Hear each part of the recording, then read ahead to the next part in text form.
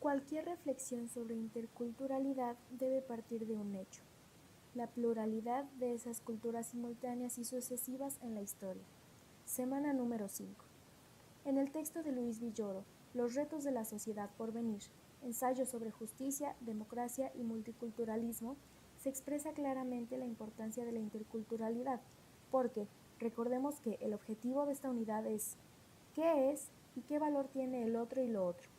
Citando el texto de la semana número 5, podemos mencionar que identificar una cultura consiste en conocer en qué medida cumple las funciones de expresar, dar sentido, integrar a una comunidad y determinar los medios adecuados para lograr sus fines.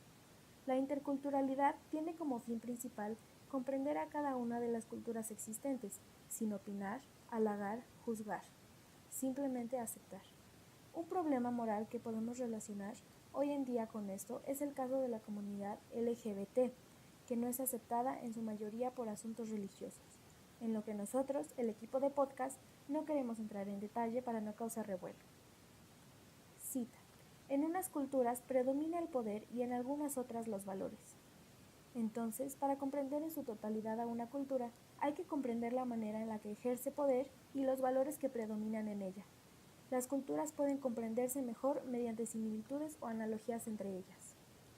La primera característica de la cultura moderna es el individualismo, que consiste en el pensamiento y la acción independientes, sin depender ni pensar en otros sujetos y manteniéndose ajeno a las normas generales. Citando el texto de la semana número 5, el individualismo es el resultado más significativo de la actual civilización moderna, ya que incluye el respeto a la persona con su capacidad de elegir libremente su vida. Sin embargo, el individualismo es la pérdida de integración en la comunidad y la carencia del sentido en la vida y en la solidaridad. La segunda característica de la cultura moderna es la primacía, que significa superioridad o ventaja de una persona hacia las demás. El tercer rasgo está en el ámbito de la sociedad y la política. A grandes rasgos, la autonomía, la autenticidad, finalidad y eficacia serían criterios generales y formales para valorar una cultura. Criterio de finalidad. Toda cultura proyecta un abanico de fines que dan sentido a la vida personal y colectiva. Al hacerlo, establece un ámbito en que pueden florecer ciertos valores. La realización de formas de vida superiores. Podríamos llamar a ese criterio de racionalidad valorativa o de finalidad. El interculturalismo parte del hecho de la multiplicidad y diversidad de culturas. Cada cultura es única, no reemplazable por ninguna otra. Toda cultura es también eficaz, tiene poder sobre su medio, ejerce poder sobre las otras culturas, puede incluso tratar de dominarlas y aún de esclavizarlas. La condición de posibilidad para identificar una cultura es comprenderla, pero no basta con identificarla. Podríamos resumir el multiculturalismo en 3 tesis principales, de las que derivan otras muchas. Número 1. Cada individuo forja su identidad personal en dicha cultura. Esta puede diferir de otras en una sociedad. Número 2. Toda cultura es valiosa. No hay culturas del todo superiores. Número 3.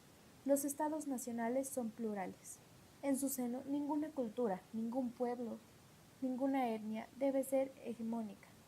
Todos tienen derecho a su autonomía, derecho a la igualdad y derecho a la diferencia.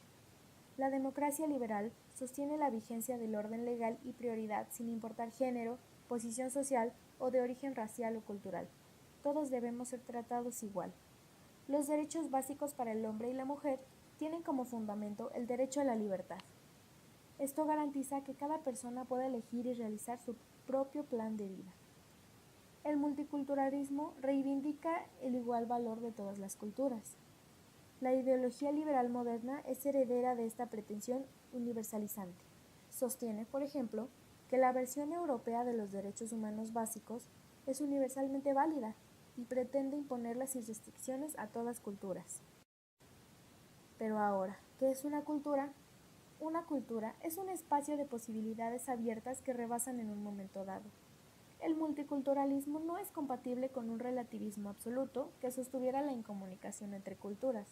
Por el contrario, sostiene la necesidad de una nueva moral entre las naciones, basada en, número 1, aceptación de la pluralidad de puntos de vista legítimos sobre el mundo. Número 2, la posibilidad de comunicación entre estos mundos plurales y, número 3, el diálogo. Como conclusión, todos tenemos puntos de vista de cómo deberían ser las personas y estos son variados entre todos y lo podemos ver desde el lugar donde nacimos. Las personas que nacieron en países distintos tienen valores y costumbres diferentes. Lo mejor sería escuchar a los otros y que las diferencias y errores se corrijan a través del diálogo. El Estado homogéneo y Estado plural. El Estado-nación es un término nuevo. Cada una de estas palabras tiene un significado diferente, y al unirlas se crea un gobierno con características especiales y diferentes entre sí. En algunos países del mundo pasa que estos derechos no se respetan, y da el ejemplo el del Islam y las mujeres, el trato que les dan y sus reglas. Podemos ver que estas reglas dependen de quien las ponga y puede o no ser justo para unos, pero eso es algo simplemente relativo.